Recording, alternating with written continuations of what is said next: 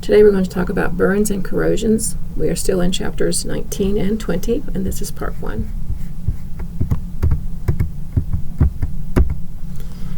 ICD-10 makes a distinction between burns and corrosions. Burn codes are those things caused by heat, like a fire, a hot appliance, electricity, radiation, and corrosions or burns due to chemicals. But your guidelines are the same, whether you're coding burns or corrosions. A current burn is a burn in the current episode of care, and they are classified by depth, extent of the body involvement, and the agent. In other words, what caused the fire. Depth is talking about first degree, second degree, third degree. Remembering that the eye and the internal organs, you can only classify a burn by sight. You're not going to see anything to do with degree when you're dealing with internal organs.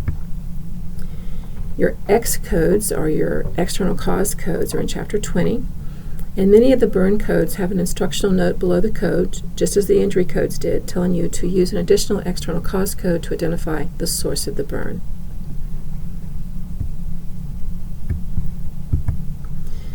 The first guideline talks about the reason for the encounter, the treatment of external, multiple burns. You're going to sequence first the code that reflects the burn of the highest degree.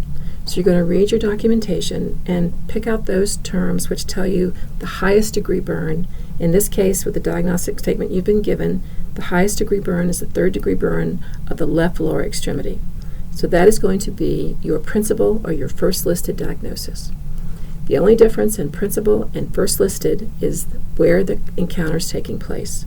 If you're in a hospital, it's called a principal diagnosis. If you're in a physician's office or any other ambulatory setting, it is called first listed. They mean the same thing.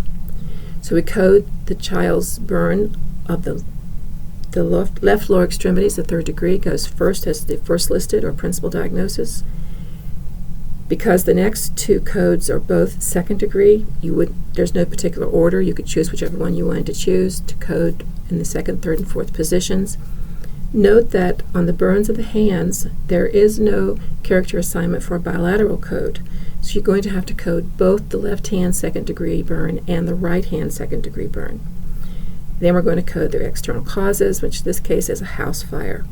And all of these have the seventh character A for initial encounter. The next guideline has to talk about is talking about those cases where the patient has a burn but also has other things going on. And what I'm talking about in this particular scenario is domestic abuse or a confirmed case of adult abuse. There is a separate podcast that talks about child and adult abuse, but just for now, know that that is always going to be your principal diagnosis when you're confirming abuse.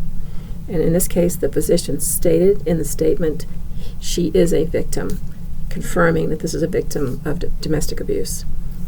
Then we look at the burn codes and code those second degree burns followed by the internal burn.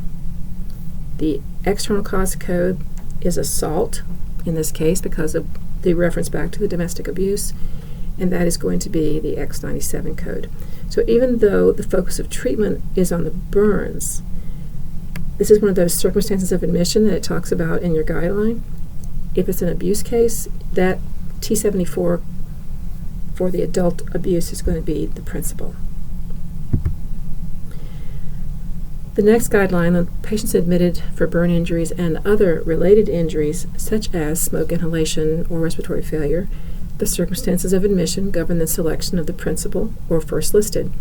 The physician has stated that the patient is admitted in acute respiratory failure, so that's going to be your principal. The smoke inhalation I put next because I think the two are related. Then you're going to code the burn of the head and the chest wall and the shoulder, all third degree. So it doesn't matter what order they're in, they're all third degree. And then the burn of the larynx and the trachea would be included. The last code is external cause for the explosion of the propane tank.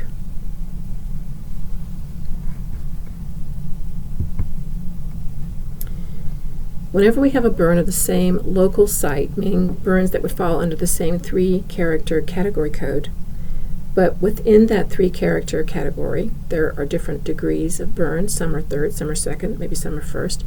you're only going to record the highest degree.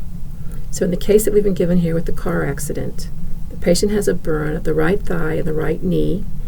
Both of those fall under the T24 category, but we're only going to code the higher degree. So we're only going to code the right thigh third-degree burn.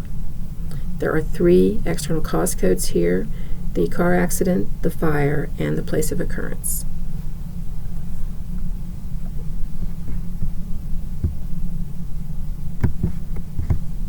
The next guideline talks about non-healing burns. Whenever the diagnostic statement says a non-healing burn, you're going to code that as though it were an acute burn, because the necrotic tissue is considered a non-healed burn. I've introduced you to a term here called eschar. Eschar is the black, dead skin, basically necrotic areas over burn, that has to be removed in order to apply an artificial skin graft. So we're going to code the burn of the hip as your principal diagnosis, because that's the non-healing burn. And you notice I've given you the pathway here on the right. You have to kind of jump around until you finally get to the right code to code it as a burn of the thigh, because that's how the alphabetical index directs us. Then you have 3 external cause codes.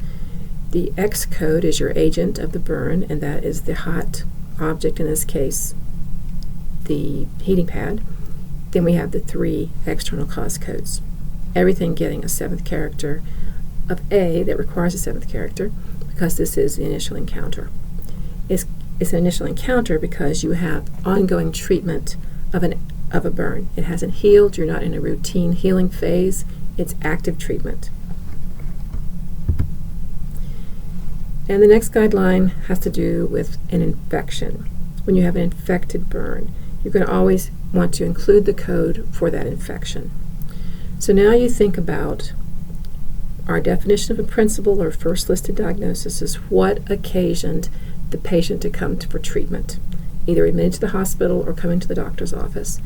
In this case, the child is coming to the doctor's office, and you see that this physician has stated that the burn on the left hand is healing. That would be a routine healing, is going to get a 7th character of D.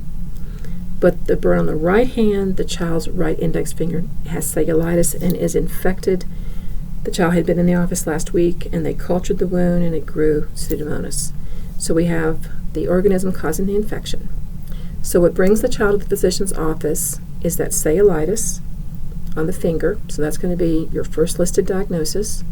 There's an instructional note that tells the coder to identify the infectious agent. In previous visit, the physician had cultured the wound and knew that Pseudomonas is the infectious agent, so we code that. Then we're going to code the burns with different 7th characters. The right-hand burn is going to have a 7th character of A, because we're still working on those fingers, and the left-hand burn a 7th character of D for routine healing. And the last code is the external cause code.